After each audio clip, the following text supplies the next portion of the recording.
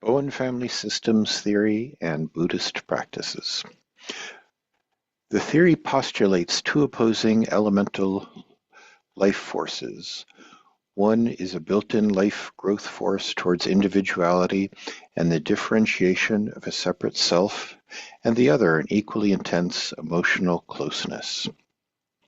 Differentiation of self as a capacity to gain a balance between emotional and intellectual functioning without fusion. It's interesting that Bowen equates differentiating a separate self is associated with intellect and maintaining relation to family with emotions. Poorly differentiated or undifferentiated individuals are surrounded by their feelings and they make their decisions regarding their feelings. They live relationship-oriented lives and focus on comfort and balance in their relationship. In other words, they defer to the group or to the family and subjugate their needs to the perceived needs of others. Well-differentiated individuals make their decisions using their logical thoughts. In their emotional life, they can experience intimacy and achieve closeness without fusion. In other words, this means setting up just enough boundaries to look after their own self. The goal is to define a self while staying in relationship. There's really no such thing as over-differentiation if one is too focused on the self at the expense of the relationship. That gets into the territory of withdrawal and cutoff.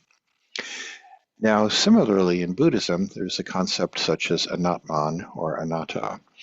No self is a foundational concept in Buddhism, but no self does not mean non-existence.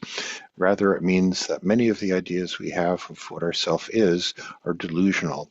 For example, we might think that we are our thoughts. Sometimes we have horrible thoughts, but we are not horrible people. We might think that we are our body. Defines ourself, but there's much more to it than that. No self means that what we think of ourselves is impermanent, not independent, and has no essential essence. That is actually the definition of emptiness. It's interesting that many famous psychotherapists were interested in and perhaps influenced by Buddhist philosophy. The list includes Carl Jung, Erich Fromm, Karen Horney, Fritz Perls, Marshall Linehan, Stephen Hayes, Mark Epstein, and Albert Ellis. So both Bowen and Buddhism get into the territory of the relative and the absolute truth. Similar to Bowen's theory, Buddhism strikes a balance between acknowledging that we are a separate self while acknowledging that we are also inextricably interconnected with everything in the universe. This is an example of the relative truth and the absolute truth. Embracing them simultaneously is known as the third truth, or sometimes the middle way. So here's kind of a fun story to illustrate that embracing either the relative truth or the absolute truth at the expense of the other can get you into trouble. As a young and enthusiastic student of Zen, Teishu went from master to master. He eventually came to visit Master Dokuan of Shokuko.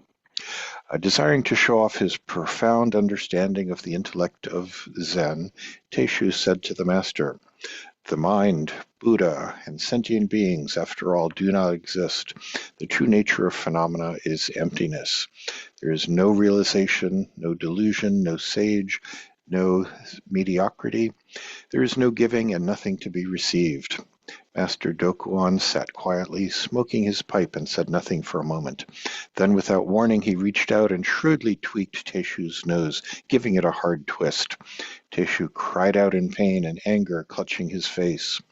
Dokuan looked at him and calmly replied, "If nothing exists, where did this anger come from?" No self is very easy to misunderstand. The reductionist approach to teaching no self is actually guilty of a false choice fallacy and gives the impression that no self is the same as nihilism. The logic goes as follows. Are we our brain? Are we our body? Are we our thoughts? Are we our emotions? And so on. Because we cannot identify what our self is, one cannot claim that it exists. It's actually easier to understand the idea of no self by examples. Imagine that you have some sort of horrible thought and feel great shame. Well, in reality, you are not your thoughts, and reflecting on that can release the shame. Or I might identify myself as saying, I am a windsurfer. Well, it's been years, so is that really who I am? Or I might say, I am a New Yorker, but I haven't lived there for decades. So this latching on to delusional concepts of self is what we try and let go of. When applied clinically, the work of differentiation of self invites clients to become better observers of themselves in their significant relationships. In keeping the focus on self versus others, clients learn to see their contribution in relationship disturbances. So Bowen speaks of the observer, which is also a foundational Buddhist concept. And as an example of the observer can be found in a movie theater. You can become totally absorbed in the movie, in which case the observer is not present. But once you start being aware of the cinematography, the smell of the popcorn, the uncomfortable seat, the emotions and feelings you're experiencing, that's the observer kicking in. The observer is central to open awareness meditation. Neither try to block thoughts nor daydream along with them. Let thoughts be like clouds in the trees. Clouds just drift through while the tree remains a tree.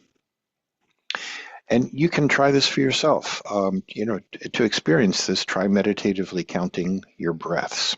Personally, by the time I get to 6 or so, I start thinking about my research and statistics research proposal. And then I catch myself and I bring myself back to counting my breath.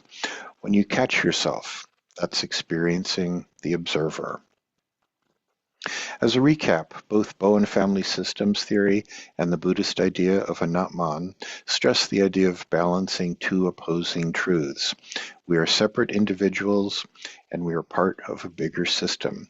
And finding this balance or embracing these two opposing forces is the middle way, which is one of the most fundamental teachings of both Bowen and Buddha.